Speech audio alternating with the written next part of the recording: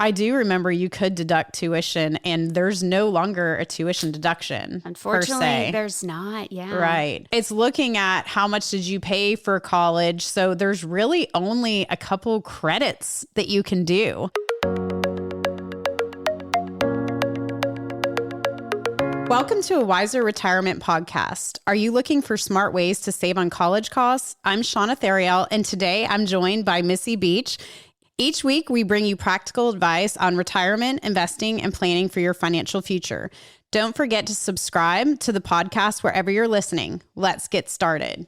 Good morning. Hey, Shauna, how are you doing today? I am awesome. How are you? Great. What a topic. I know. Well, that's what you and I were talking about, right? We actually had another topic slated for today, and this is March 3rd that this is being produced, and we keep getting questions on people getting 1098Ts and all of, we go through those different things in our phases. We've done it together. It's like, everybody was getting married and then having kids and everybody's in college. And so we keep getting these questions from clients and friends, honestly, of what do I do and how do I claim all this stuff on the tax return? Exactly. I mean, we're getting these forms in the mail and digitally, and what do we do with them? Right, exactly. And it's like the questions we're getting is, can I deduct tuition? What does that look like? Do I have to? Because when you get your 1098T, so that is the form that's issued from the college that shows here's how much you paid in tuition. And then I think box 5 shows here's how much you got on scholarship. So it's like, do I need to claim that as income? How do I do this? And so we thought, what a great topic, because everyone at the end of February should be getting all their 1098s and 1099s. And starting to prepare for tax returns. And so they're asking a lot of questions. I feel like a lot of people are preparing their own tax returns too. You're right. Everybody seems to be going that route. So it is daunting when you get this form and there's some big numbers on that form. Oh, yeah. And how does it impact your taxes? Absolutely. And TurboTax is actually, I'm not trying to plug it, but it's actually pretty good about walking you through all those. So anyway, so the starting question was, can I deduct tuition? I remember back in the day you could. Really? Well, yeah. Back in the day when I went to college. Yeah. Back in the day. I feel like we're getting older. I do remember you could deduct tuition, and there's no longer a tuition deduction. Unfortunately, there's not. Yeah. Right. So it's looking at how much did you pay for college. So there's really only a couple credits that you can do. So I don't know if you want to go into it, Missy. Okay. The couple of the ones, the lifetime learning credit and the American Opportunity Credit. And I feel like these have changed over time. So we have a lot of information in front of us because as professionals, we always have to reference tax codes, right? Exactly. Yes. Because we are not CPAs and we are not giving y'all tax advice, but we are looking at this from a planning perspective, of course. Well, Shauna is a CPA, but she's not preparing your tax return. That's right. That's right. Okay. So the government put these in place to help Americans offset the cost of higher education. So, at most of our clients, it's not a huge, meaningful offset. If you're paying, out of state, public or private tuition. But, every little bit helps. So, yeah, let's look at them. So first of all is the lifetime learning credit. So this is a little bit more flexible than the American Opportunity Tax Credit in that the lifetime learning credit isn't just for college. It could be also used towards like vocational training and things if your child doesn't go the traditional college route. So keep that in mind. It's a lot more flexible.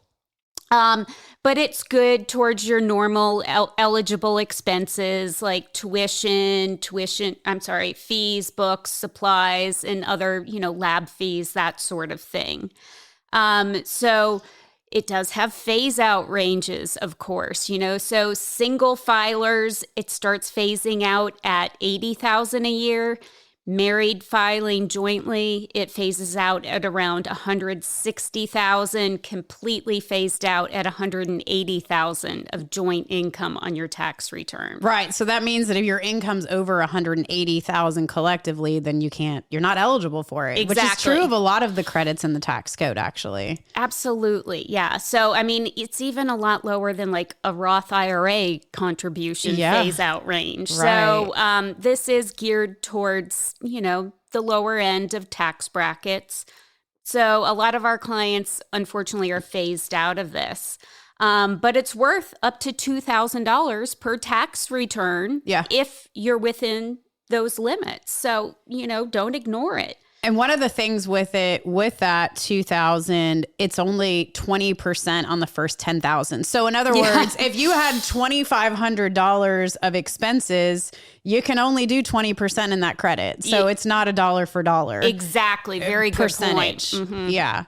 And I guess this is a good segue to talk about that. So, we used to be able to deduct tuition, but it was an above the line deduction, meaning it wasn't dollar for dollar. It would just reduce your taxable income where the credit is dollar for dollar. So if you owe $3,000 of tax and this credit is $2,000, it'll credit $2,000. You only owe $1,000 in tax. Yes, exactly. So that is, straight. That's better than a deduction. Yes, credits are better than deductions any day. Right. And one of the things with this credit too, and the example I just gave you, the lifetime learning credit is not refundable, meaning that if you didn't owe tax, then you can't go and get the credit of $2,000. So it only reduces how much you owe in tax. So again, if you owe $3,000 and you get a $2,000 credit, it would work. But if you owe nothing and you're in a really low tax bracket, it is not refundable. So in other words, if you don't owe tax, they're not going to give you money back for it. Zero is your bottom threshold. Right. Yeah. Right. And so some are refundable and some are non-refundable. So that's what that verbiage means. Exactly. So let's talk a little bit about the tax return and where you'll see this. So this is Form 8863, Education Credits, is where you're going to see it on your tax return. If you're doing TurboTax, it's going to ask you that nice little question, but you're going to see the actual output on that Form 8863. And you're going to use that Form 1098T to use as your input numbers that'll get it there as your end result. Absolutely. And so the other credit that works somewhat similarly, but has a little bit different, that's the American Opportunity Credit. Right, Shauna. And unfortunately, you can't have it both ways. So you're going to have to pick or choose. Right. You can't use both of them for the same student or beneficiary in the same year. Exactly. And this one is a little bit stricter on eligibility requirements. This is just for more your college track normal path. So you can't use it for vocational or more, more non-standard path kids. So you have to be working towards a degree. Exactly. One tidbit here, your child can't have a felony drug conviction. Okay. We hope that's the case anyway, right? That's what we all hope. So it has the same phase out limitations, meaning if you make over 180,000, you cannot have the credit. So it's very similar to that. But the difference here is that it's up to $2,500. Yes. And what percentage is it? Oh, yeah. So it's phased a little bit differently. So it's 100% of the first $2,000 of tuition paid, and then 25% of the next $2,000. Okay. So if you have expenses of $2,000, then you're eligible for $2,000. And then anything above that is 25% up to, I guess, the 500 mark. Yeah. So it seems like that's a little bit more of an easier bar to cross versus just going 20% of your whatever tuition paid versus of the lifetime learning credit. And so it seems that because it's a better value, potentially you can get more dollar for dollar versus a 20% up to 10,000. And, maybe that one is a little better to use potentially because you may get more depending on what the dollar amount is. Yeah. I mean, it's $2,500 too. Exactly. So you just have to do the math. Exactly. This one is refundable. I know. Not 100%. A certain percentage is refundable, but this one is refundable. So in other words, you know, if you owe 0, I believe you can get up to 40% of the credit as a refund. I believe is what the rule is. Don't quote me on that, but I believe it's 40%. So it's not 100% of it, but you can get a portion. So even if you owe 0, you still can get some back. Yeah. So that's partially refundable. So really, those are the only 2 credits available. So if you think about how much you pay in tuition and it just reduces your taxable income, that is still really strong that it's credits. But a lot of people, a lot of Americans are phased out of that. Yeah. So if you're making more than $180,000 and you're filing jointly, there's nothing you can deduct. This is off the table for you. Yeah. Yeah. Or singles, you know, filing 90,000. Yes. You're out of the phase out range as well. Right. I guess that's even more reason to do a 529. Yeah, I would agree. Because you don't get the deduction anyway. And so if you're saving when they're younger and you start when they're younger, you have that time value of money where it has time to grow a little bit. And earnings are tax-free. And then when you take distributions, then they're tax-free as long as you use them for higher education expenses. So if you think of the end in mind and you think, okay, this is, of course, they could always change the tax code. Exactly. But there's not really any tax benefit here if you're in a higher bracket. And so if you're in a higher bracket, I suspect hopefully you're saving and you could put more in 529 and do it that way and use that as the tax advantage. Exactly. And these tax credits evolve over time too. You Right. know, they come, they go, limits change, phase outs change. So I wouldn't anchor your education savings plans on these 2 tax credits. Yeah. Well, and so basically the other question we get is on that box 5, you know, are the scholarships taxable? Oh, yeah, So it's exactly. like it's looming That's a out good there.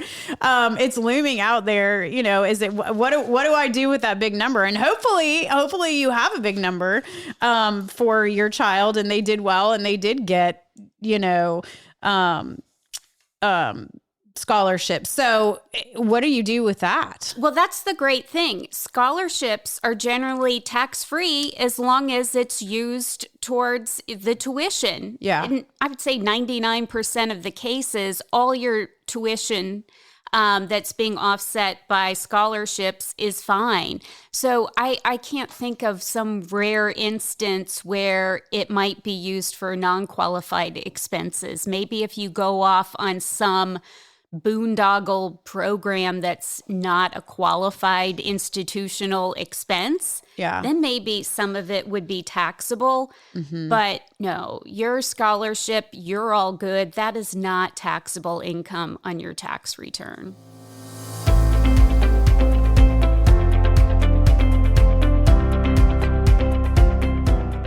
Are you curious why annuities keep coming up as a potential investment option?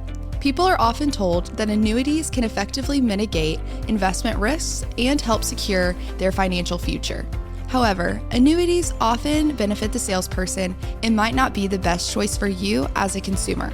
To learn more about the various types of annuities, the negatives of owning them, and better investment alternatives, we have a free ebook on our website just for you. To download our ebook, Buyer Beware, Why Do They Keep Trying to Sell You That Annuity? Simply click the link in the episode notes or visit wiserinvestor.com/guides. Now let's get back to the episode. Yeah. And so I did read, and I don't know how the calculation exactly works, but it can, you know, help offset the credit too. So it's like if you had a scholarships, it could reduce your credit as well. There's a calculation. I don't know the calculation offhand, but I do know that, you know, once you enter scholarships, it could, you know, further reduce your credit as well. Well, that makes sense because you were not paying that tuition out of pocket. Exactly. The school was giving you that money. So that reduces your tuition. So, I mean, it's not taxable per se, but it could reduce your credit of getting taxes back, you know, so it kind of is taxable in that way a little bit. But We love scholarships. Absolutely. Don't worry about that ruining anything.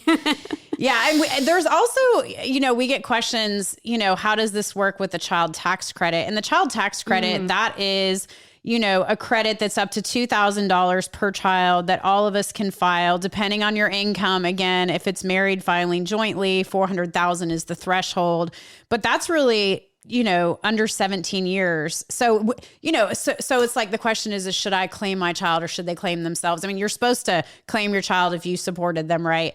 But the reality is the way that the tax code used to read is we used to have all these deductions for dependents and all of this. And we don't really have that. We have this child tax credit up to $2,000 per child, but they have to be under 17. Yeah, I know. And so those are not your college kids. No. Traditionally. No, they're not. And there's some other dependent credit that's like $500 that they may qualify for, but we really don't have that deduction anymore. So, it's like we get questions all the time. Should my child file their own tax return? Well, maybe. And there's some rules where they need to, but technically you're supposed to file and, you're supposed to claim them as a dependent if you are supporting them more than half the time. Now, there are situations, and we do get this question some, when should they file their own tax return? So there are specific situations where they do need to file. It doesn't mean they're going to owe tax, but they may need to file their own tax return. Right. Well, if they've had some Mac Daddy summer job as an internship, maybe they have really high earned income that exceeds the threshold, which for last year, if they're filing the return now, is more than $14,600. Or if you have an investment account for them and their unearned income is greater than $1,300. So that would be like a custodial account or a brokerage account, right? Exactly. And so dividends, interest, capital gains. And so that's that unearned income on the portfolio. And so if they have over $1,300, then they have to file their own tax return. Yes.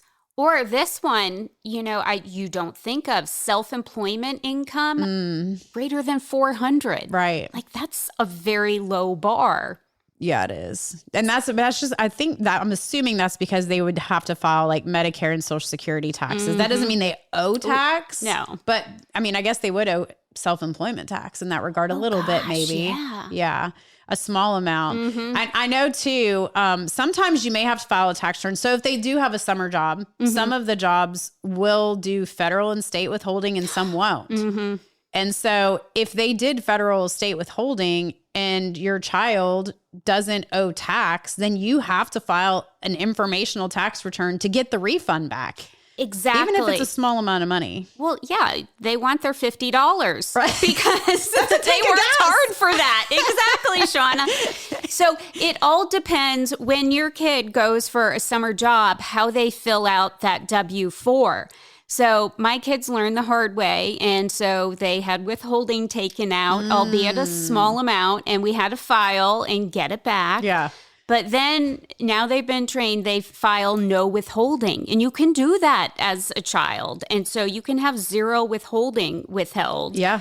And that way you don't have to go through the gymnastics of filing this piddly little return to get your $50 back. Yeah, you don't want to pay a CPA or TurboTax to do that. But you actually can do a free one online through Free Tax USA or something like that, where you can just file simple 1040 just to get their refund back. That's a great tip. Yeah. Don't pay money to get $50 back. No, it's very simple. I remember back in the day when I was 16 and I had my first job back in the day. It was 30 years ago. I sound really old.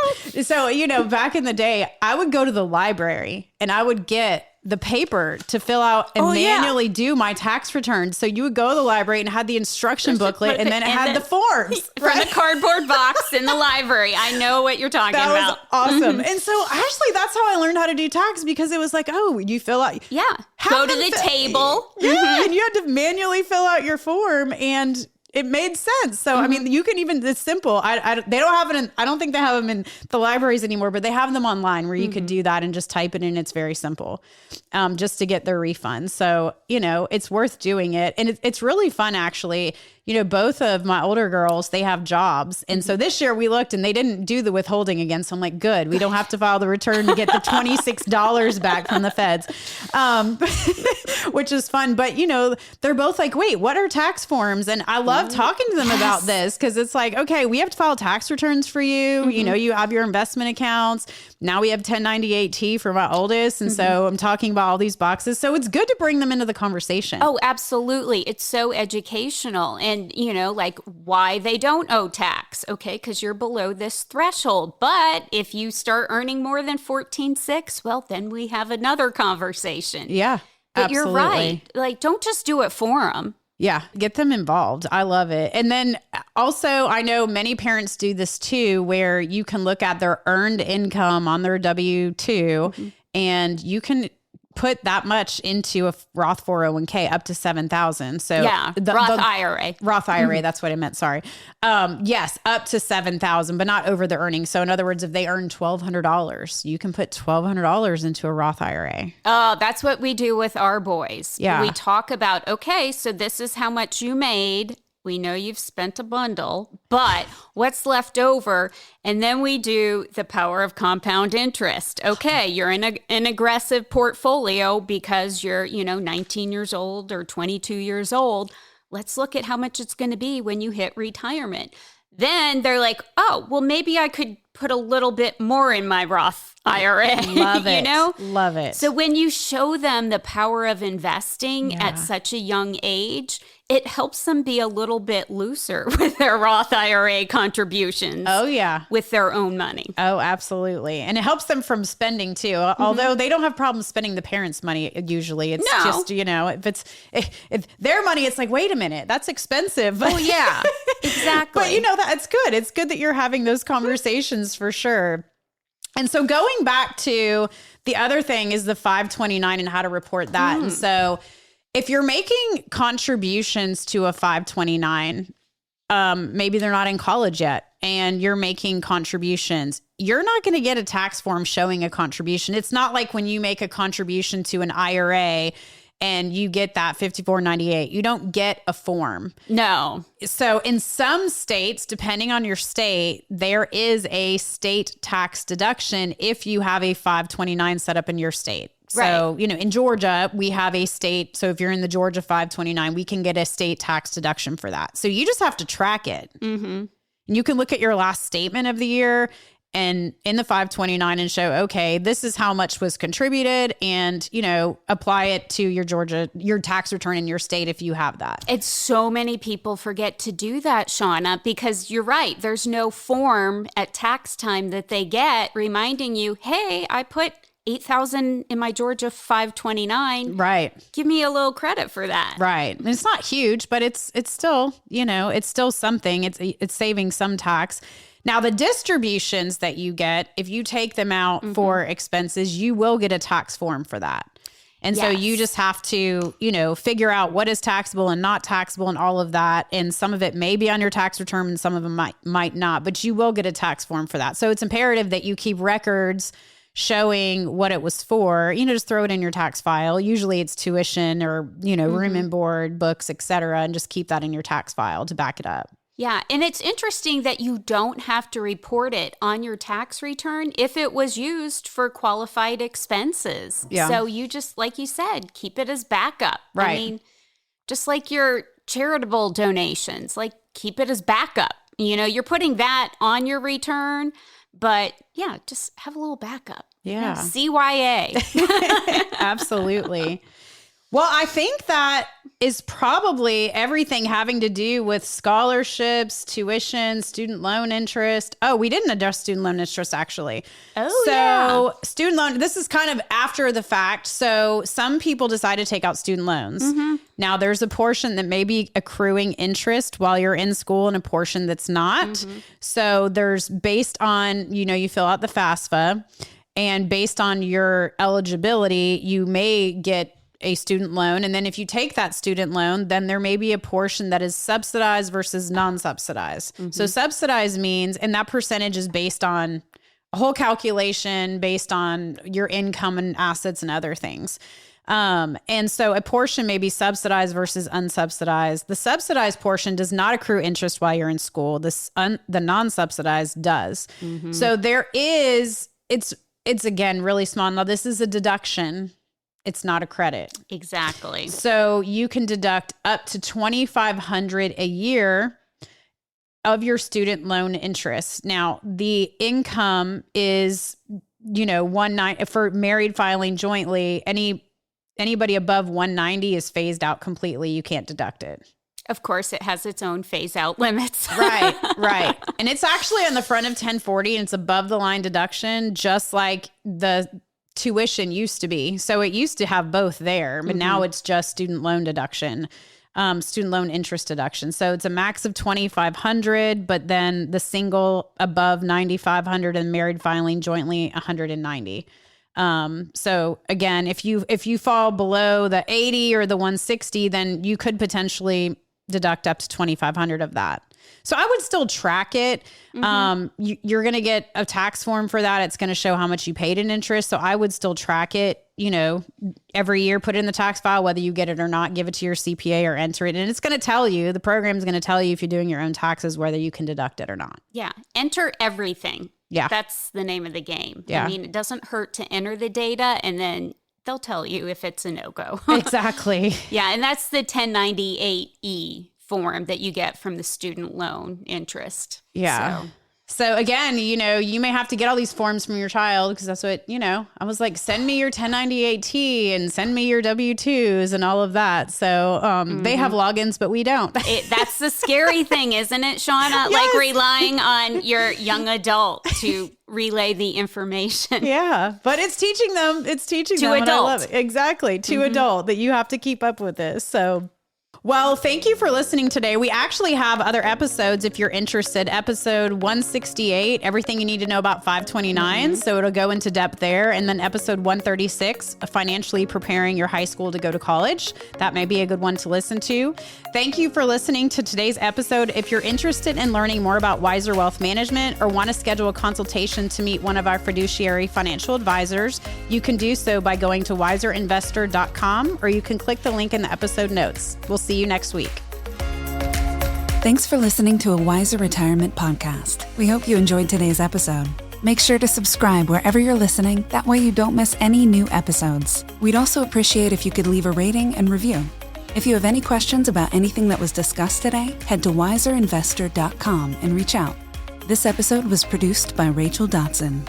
This podcast is strictly for informational purposes only and is not to be considered as investment advice or solicitation to buy or sell any financial products, securities, digital assets, or any other investment vehicles, or a basis to make any financial decisions. Wiser Wealth Management Incorporated is a registered investor advisor with the SEC. The host and/or guests may personally own securities, digital assets, or other investment vehicles mentioned on this podcast. Neither the host nor guests of the show are compensated for their participation, and no referral fees are paid to or received by any host or guest for clients, listeners, or similar interests. Investments involve risk, and unless otherwise stated, are not guaranteed. Be sure to first consult with a qualified financial advisor, tax professional, insurance professional, and/or legal professional before implementing any strategy discussed herein. Past performance is not indicative of future performance.